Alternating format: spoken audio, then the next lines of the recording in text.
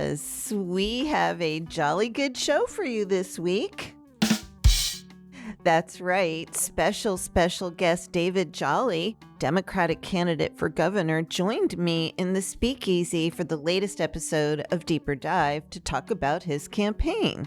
David, a former Republican who also spent time in Congress, tells me why he thinks a change candidate like himself can win statewide in Florida in 2026.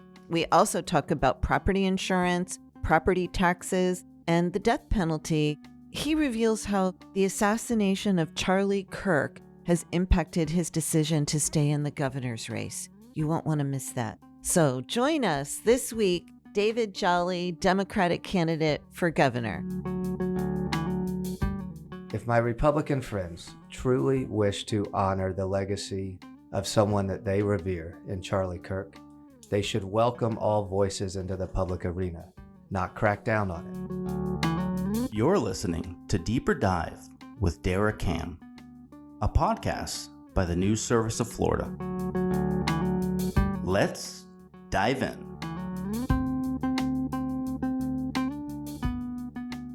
What'd you have for breakfast, David Jolly? I didn't. You didn't? I had a late night dinner. It's still with me. Late night dinner. That's right. You're a vegetarian eater, too. I am. The campaign trail tests that. Sometimes you go into places where you got to break a few rules. Hey, rules are meant to be broken. You got to be polite and hospitable. Rules are meant to be broken. Divas, oh my goodness. I am so excited to be here in the Speakeasy IRL with David Jolly, Democratic candidate for governor. It's great to be with you. Great to be with you today. I'm really happy that you can make it here in person. You're recording Tiger Bay while you're here in Tallahassee, so you made made a little early morning stop. We're doing I got you out early this morning. I know. We did Dave Ehrenberg after dark, and now we're doing David Jolly after dawn. Because Dave Ehrenberg is not on the campaign trail. Yeah. David Jolly is. So the day starts a little early, and you can't do those late nights as much as you used to. David Jolly after dawn. That's what I'm calling this one. So thank you again. You want to tell us a little bit about yourself and then really want to get right to it because there's so much going on. I have so much that I want to ask you about. Just tell our divas a little bit about what made you decide to jump into the race for governor in Florida. Sure. So look, a quick background. My wife and I live in Pinellas County, the Clearwater Beach area. We have 2 young kids, 6 and 4. So every day's a Monday, I like to say, for folks who have had kids that age. But look, I was born in Clearwater, lived in Miami, Pasco County, Pensacola, Floridian all my life. Have been in Florida politics one way or another for 30 years. I was a Republican in Congress over 10 years ago. Took a journey a lot of people have taken away from the party. But I'm not someone who's always chased a ballot. I don't need to be on the ballot every 2 years. I don't need to worry about what to run for next. But sometimes a moment kind of reaches out and grabs you. And look, it is interesting to now be running for governor of the state of Florida at a time when you wonder if it's the right state to raise your kids. Right. That's a real life conversation. My wife Really? We have a 6 and 4 year old. Is Florida the place? You have littles. We do. And so is it a place where we want to raise our kids? Now, obviously, we are committed. I'm a lifelong Floridian. I believe we're going to win the governorship and change the direction of the state. But this is a lived experience. Is Florida an affordable state for families anymore? And then is it a state where everyone is welcome?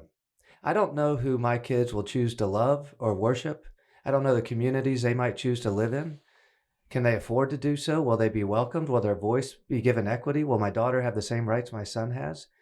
Those are real questions. And I would suggest under this governorship, we have seen the state going radically in the wrong direction. I think Florida's voters are ready to change it. Not David Jolly. It's fascinating going around the state. Florida's voters are coming out in ways I've never seen. Okay, and so but we've seen Democrats flop miserably in the statewide races over the past several years. And now the voter registration gap is I think last I looked, it was 1.3 million advantage to the R's and growing. That seems to be a disconnect to me to say the voters are ready for a change. And at the same time, more people who think like the people in power are moving here and more of them are registering as Republicans. So I've probably done 40 town halls across the state in 4 months. We are seeing between 300 and 800 people show up. I did a town hall in Milton, Florida 2 days ago, where 86% Very red of the panhandle. 86%, 84% are registered Republicans. Yeah. We have people turning out in droves. In Pensacola, we just had what appears to be the largest Democratic fundraiser since 2008, and we're 14 months out. The 2 congressional special elections in Florida swung by 15 and 16 points. State legislative races in Orlando just swung by 15 and 21 points. Nationally, we are seeing Democrats overperform by the same spread. Here's where I would try to shatter the conventional wisdom. This is really important. There's a lot of conventional wisdom in the town of Tallahassee. Everybody has an opinion. Everybody has an opinion. They all seem to agree, right? I mean, I'm giving you my opinion, I guess. No. But let me look. I've been an analyst for 8 years. Right. I get it, right? Too often we fail by looking backwards, not by looking forwards. And this is very important. Every cycle is different. Every cycle is different. 2018 was different than 2024. 22 is different than 16. 2026 is a change environment nationally. We're already seeing that data.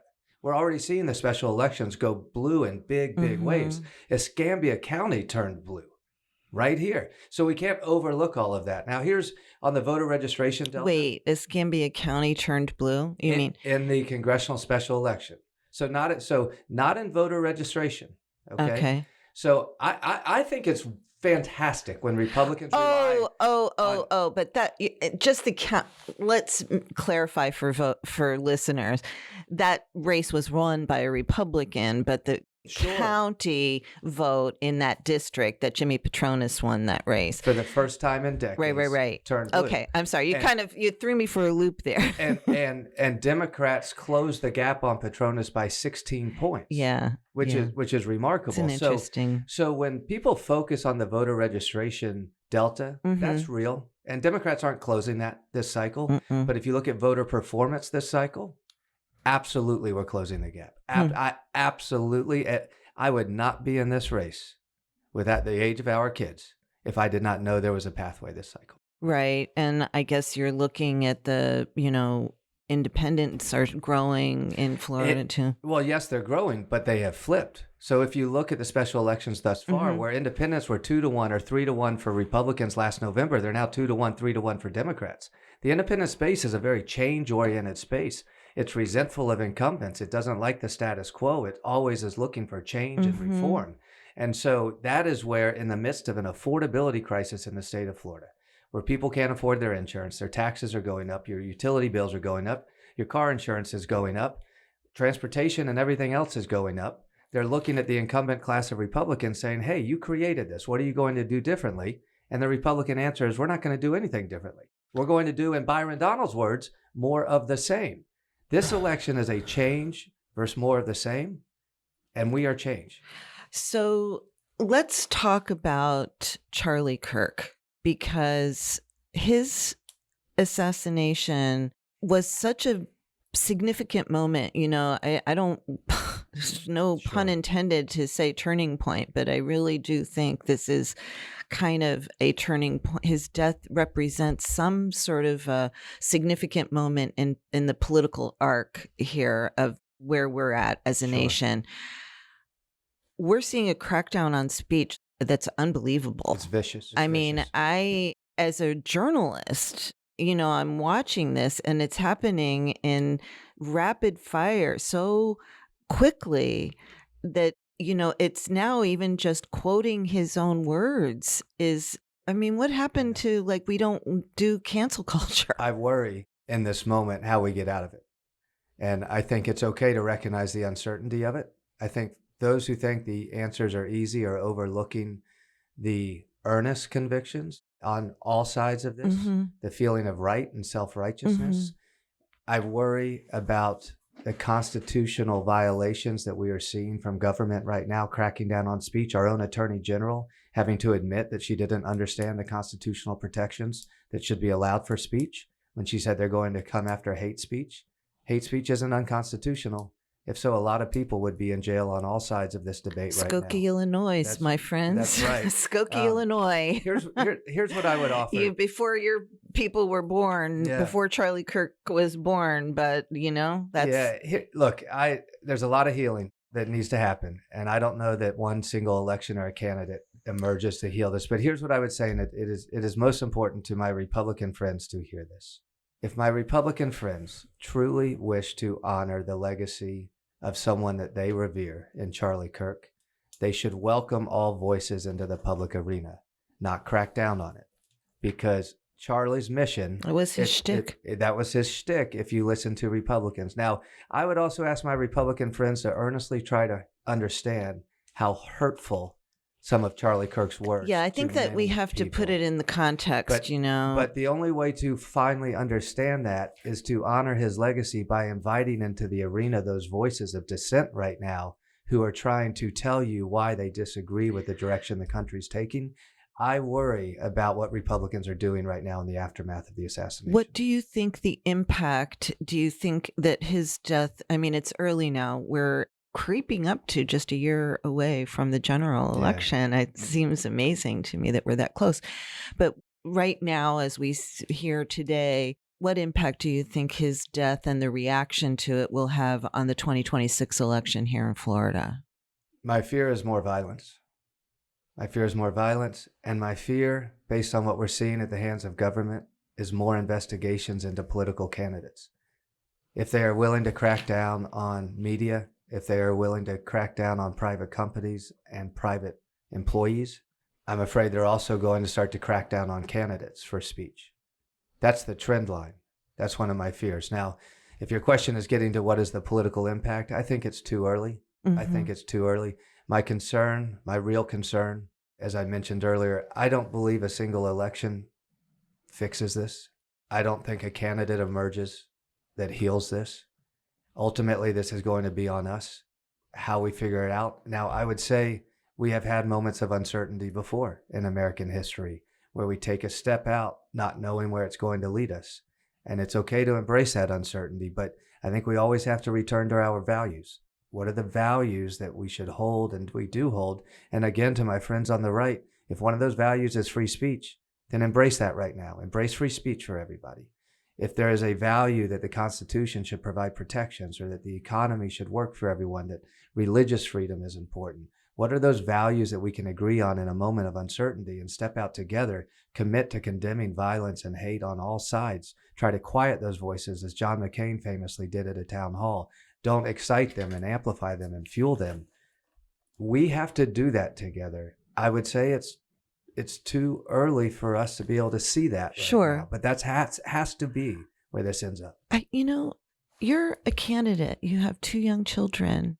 Are you concerned about your own safety as you travel around a state this size where people are so divided at this time?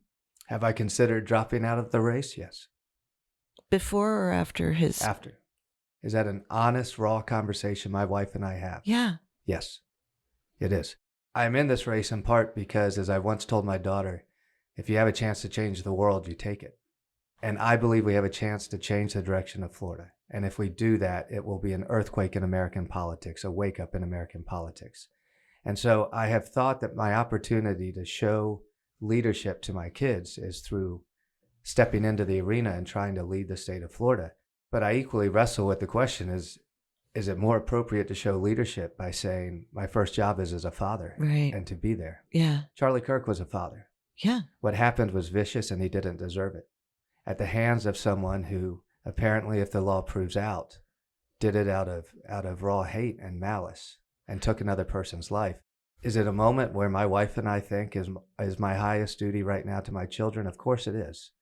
Can we provide for my public safety, our family safety on the trail? I believe we can, right? And if we can satisfy that, then that's why we're still in this race a week later. And I believe we will stay in this race. And I'm not breaking news and I'm about to leave the race, but is it a real question for a family, for a candidate with children, whether or not to stay committed to being in the public arena? Of course it is. And right now, just to be clear, you're sitting here with me as a candidate for governor, and you're appearing in, you're making all these stops in Tallahassee. So you're not saying, as you said, we're barnstorming the Panhandle right now. We just spent 3 days in Pensacola. Look, I went dark with my voice and with my presence for 3 or 4 days after the assassination, because I think many times there are just too many voices in the arena. And if if yours is not a voice that's going to solve or heal in the moment, it's best sometimes just to remain quiet. Mm-hmm. So I went dark for 3 or 4 days. We addressed security protocols. I now travel with security. And That's new. You added security after this event? we added clothed officers in all of our stops, security checks and other necessary measures.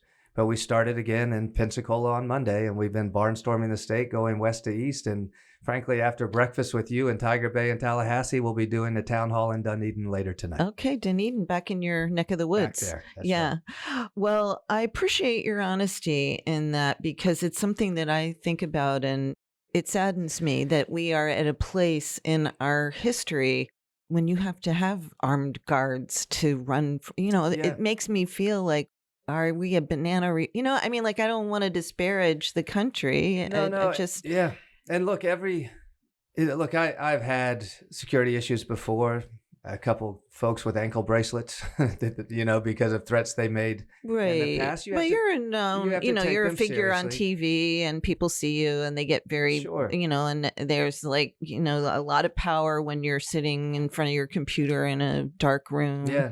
But understand, I mean, there's some dynamics in this where incumbents have resources for security. If you look at the sitting governor, of course he should, right? We pay for it. We pay for it, troopers and so forth.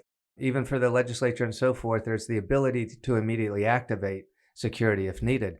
That's not true for a candidate stepping into the race. We've been fortunate to have a lot of financial support in this campaign so we can hire and provide for security, but that's not true for everybody. There are a lot of people today as candidates trying to stand for election or raise their voice in the public arena who have no resources to provide for security. Does this quiet them? Does this remove their voices? That's interesting. I hadn't even thought about that. Thank you for raising that. We'll be right back with David Jolly. Divas, do you know what time it is? It is the time for the news in haikus. The news in haikus. Campaign season's here. Could it be Holly Jolly FL Governor? The news in haikus. The news in haikus.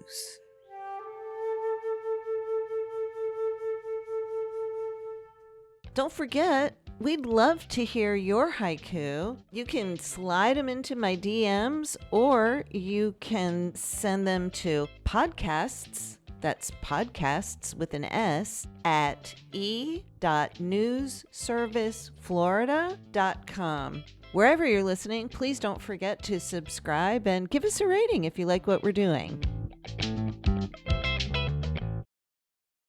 And we're back with David Jolly. If Jerry Demings gets in the race, does David Jolly stay in? Yes, of course. And David Jolly wins the primary and still wins the general. Now, I will tell you, I hope Jerry reconsiders. And I hope I can prove to be a strong enough candidate that he considers supporting us. Jerry has been a great leader with a great career, and I think he still has much to offer. But this is a moment where Democrats have to get everything exactly right. Republicans are about to have a primary on their side. Yeah, you don't need a bloody primary. The Democrats can't afford it. The greatest risk to Democrats winning next November is actually a primary.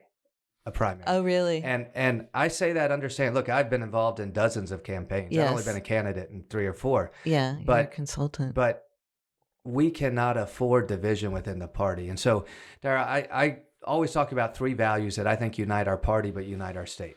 The economy should work for everyone. The government actually has a role in our lives, providing services for our seniors, our vets, our storm victims, families in need of education and safe communities.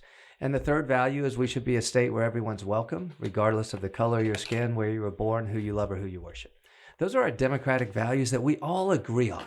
We all agree on them. And frankly, we can take that message to independents and Republicans who share those values as well. If we, instead of aligning around those values, spend the next year as Democrats arguing with each other about the finer points of those values, we will defeat our opportunity to take this message all the way to next November.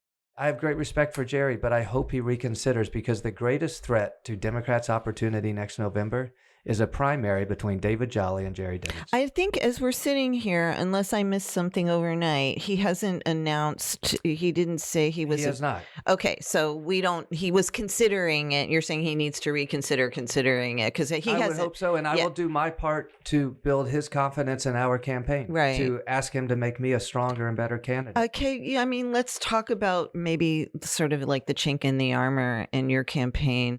You were a Republican. You know, people call you not Dara Cam, but people call you Charlie Chris 2.0. He got clobbered by Ron DeSantis in his reelection campaign.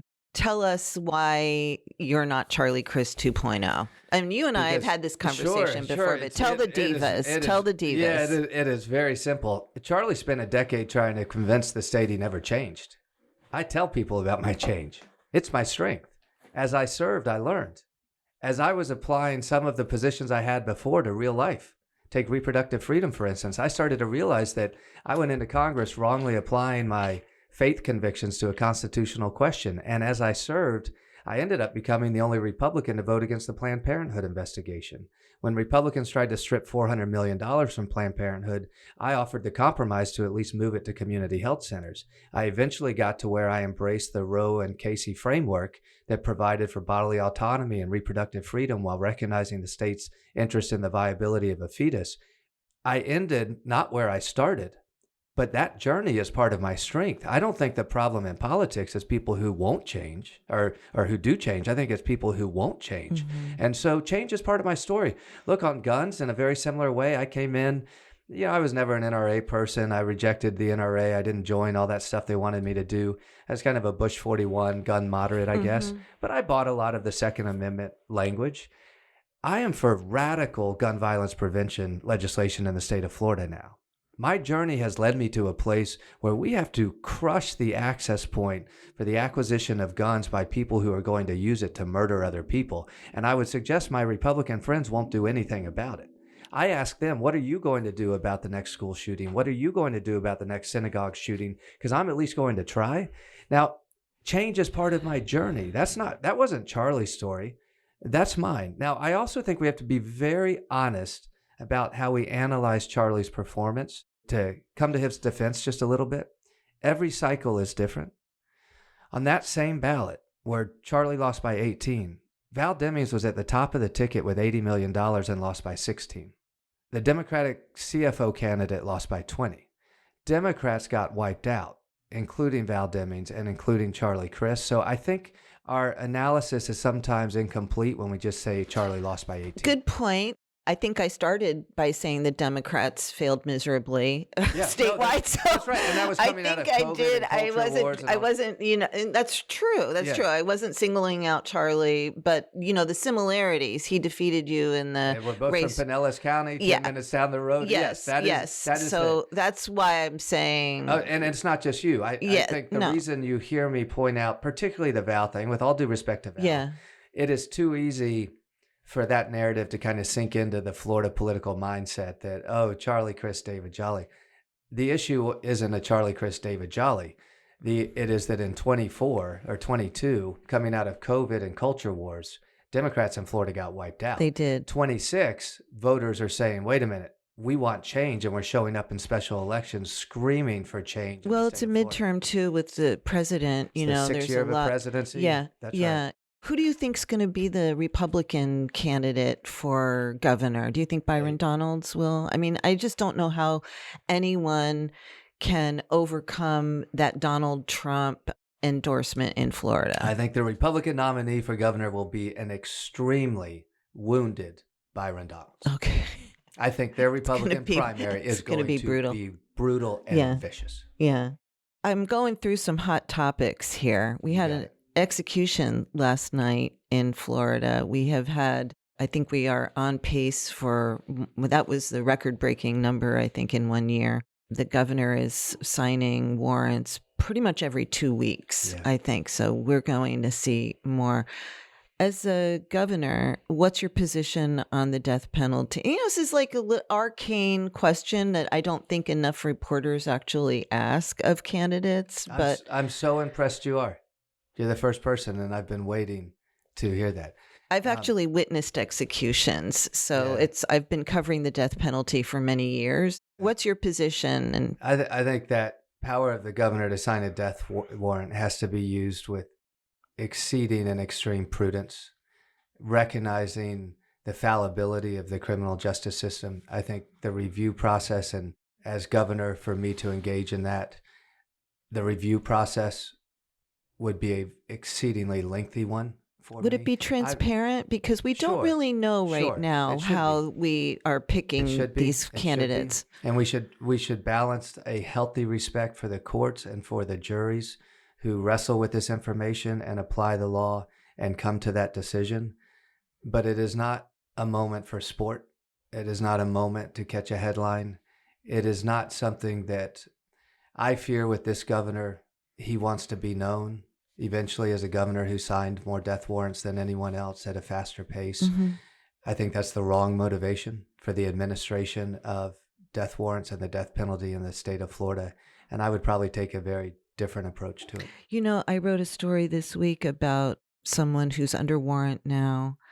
2 months ago, received a check for $21,000 and an apology from the state of Florida because he was one of the survivors of abuse at Okeechobee School for Boys and is set to be executed on September 30th. He will be the third survivor of one of the state reform school, the notorious reform schools, executed within 13 months. Yeah. You can look at the evolution of criminal justice and the application of laws over the decades.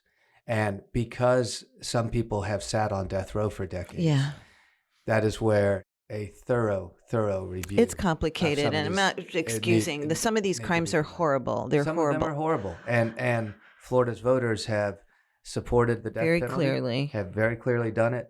The court of law has a process to ensure that injustices are not done. But each case is unique, and each case needs the review of the governor before the governor singularly signs. If you are governor, would you witness an execution? I suppose if I thought that that was in both the public interest as well as informed my leadership of the state, I would do that. Well, thank you. I know we spent a lot of time on that, and it's not I've been something. waiting for this question, not with hope. I promise you that, but it is insightful and thoughtful. So thank you for that. Well, let's talk about property insurance, because you and I, when we had lunch a couple months ago, you had some really interesting ideas about property insurance, and I want our divas to hear what your thoughts on a very hot topic in Florida. The homeowners insurance market in Florida has collapsed, and it's not coming back. And we're keeping it up with Band-Aids and pencils or popsicle sticks, and it is not coming back, and costs are not going back to where they were 5 years ago. That will be true of natural disaster states. We simply have failed to address the impact of climate science and climate change. We have not prepared for it, and there is not an affordable way to cover the risks of hurricanes and natural disasters for Florida's homeowners. So I think we need to fully remove hurricane coverage from the private market and set up a state catastrophic fund. This is different than Citizens. This is not a provider of last resort. This would be a fully capitalized state catastrophic fund that covers hurricane and natural disaster coverage. Your private homeowners insurance then could drop by 60 or 70%. So that would be like socialized insurance. That's what my Republican friends call it, socialism. Right. I just call it cheaper insurance. Okay. Because your homeowner's insurance drops by 60 to 70%. You're back to covering, a tree falling on the roof, your pipe, bursting, a neighborhood kid slips and falls on your property, whatever. We would also have every provider of insurance back in the state of Florida because now they don't cover it. Now, what I like about being a Democrat is we get to accept math and we get to speak honestly about revenue needs. My Republican friends don't like to do that. Here's the really silly thing. Republicans 25 years ago started a hurricane fund. I think it was under Jeb Bush. You could call that socialism if you want. It now has about $8 billion in it, but they don't use it to bail out homeowners. They use it to bail out insurance companies. And guess what? We also don't require insurance companies to pay taxes on their profits here. If we actually required them to keep their profits here as well as keeping their losses, along with other Florida companies, we would raise almost $3 billion a year. So we capitalize that cat fund that's already at $8 billion.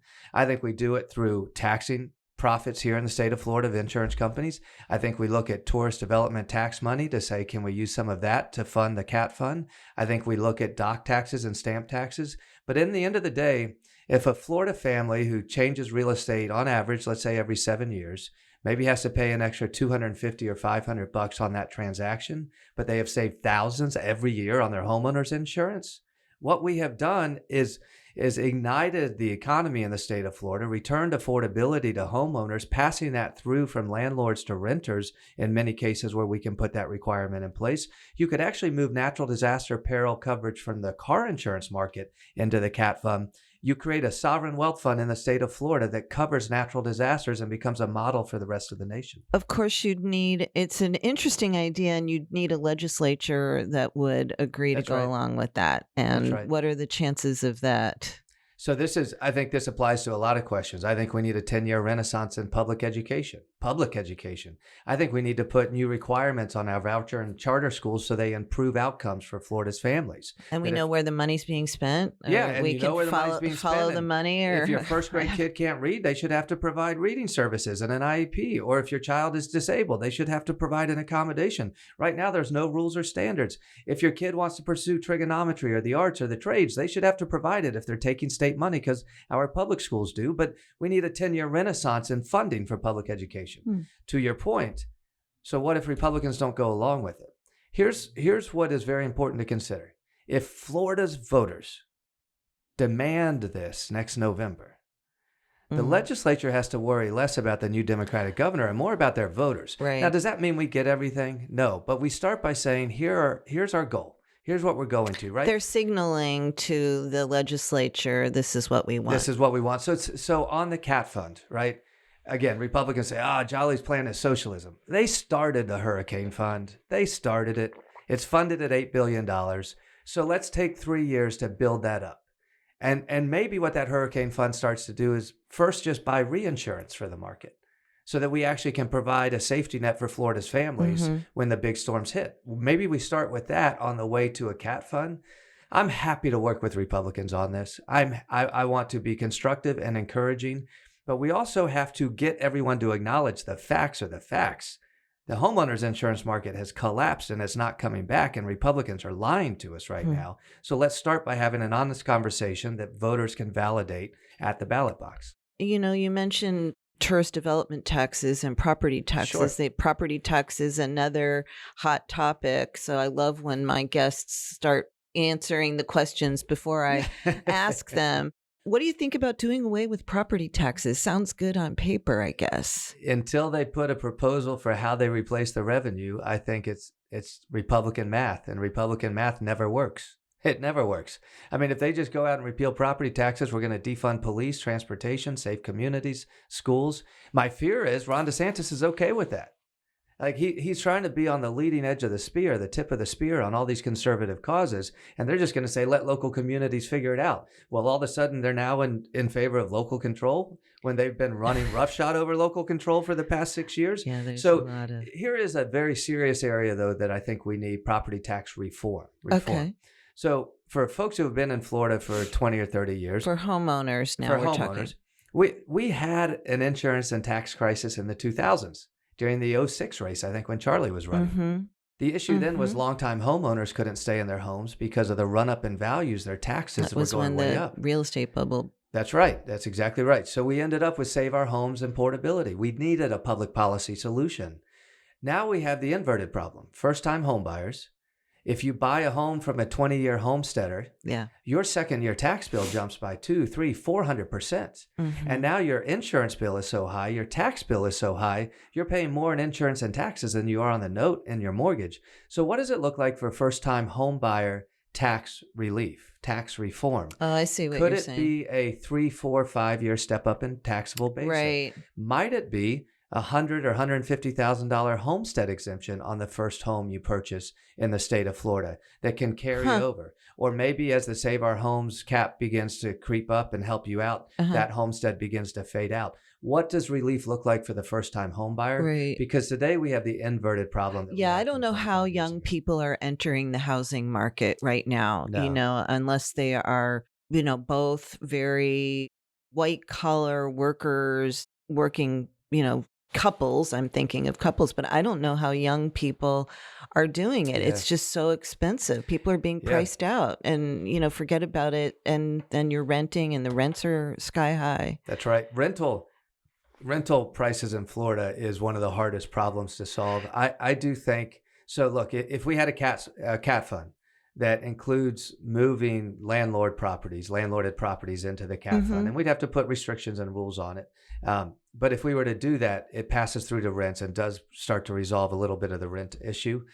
But I actually think we may be moving into a decade in Florida because home prices have moved like California, New York, other places now, where we might have to take the model we use for workforce housing. Right now municipalities enter, I believe it's into a 40-year agreement. Most workforce housing agreements are 40-year agreements. Affordable housing agreements are, I believe, 40-year agreements, where the developer gets certain tax breaks and tax incentives to build apartment units, rental units, that are essentially capped. The price of the rent and the increase are and capped. only a portion of those need to be, I think, workforce. And but you can qualify those units for teachers, first responders, people who work within a certain amount, an income group, whatever it might be.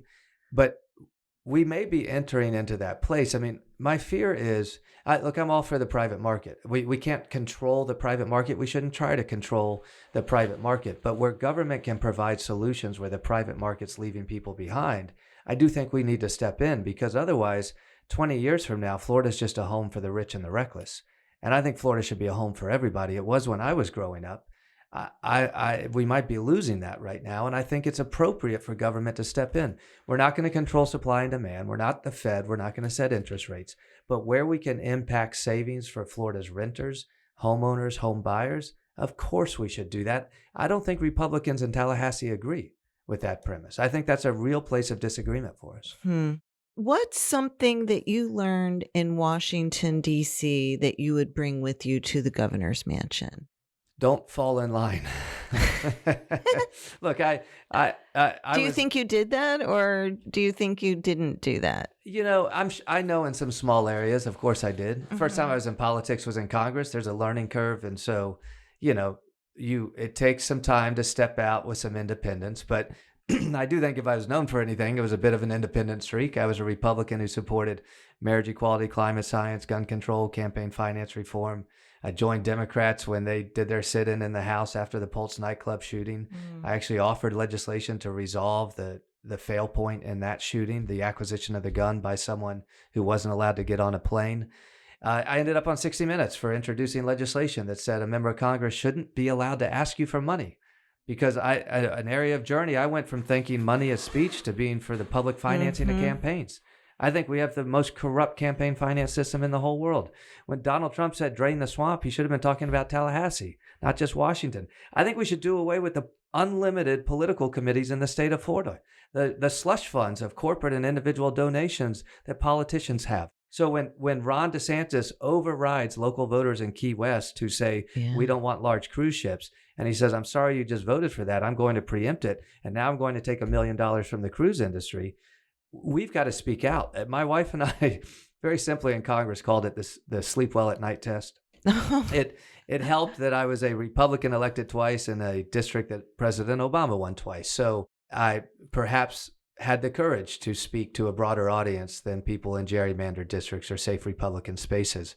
But at the end of the day, look, you go back to our kids. We didn't have kids at the time. I think any parent, grandparent, whatever, you hope you leave a model of leadership that the next generation can appreciate. And I think sometimes that's overlooked by people in public spaces. It's more about getting reelected. All right, we're getting close to where we have to wrap up. I have some fun questions I want to ask, and then I want to give you a chance to close out with whatever we didn't ask.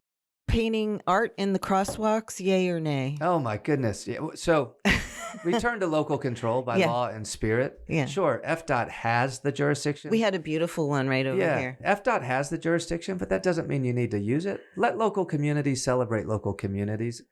There's nothing wrong with it. And frankly, it is an attack on our LGBTQ plus community. It is. They're not all LGBTQ+. They're not all. I mean, No, we they're had not. some here that were orange and Yeah. yellow. And they actually contribute to public safety in a lot of places. That's what as I've well. heard. That's what I've heard. Okay, Crocs, yay or nay?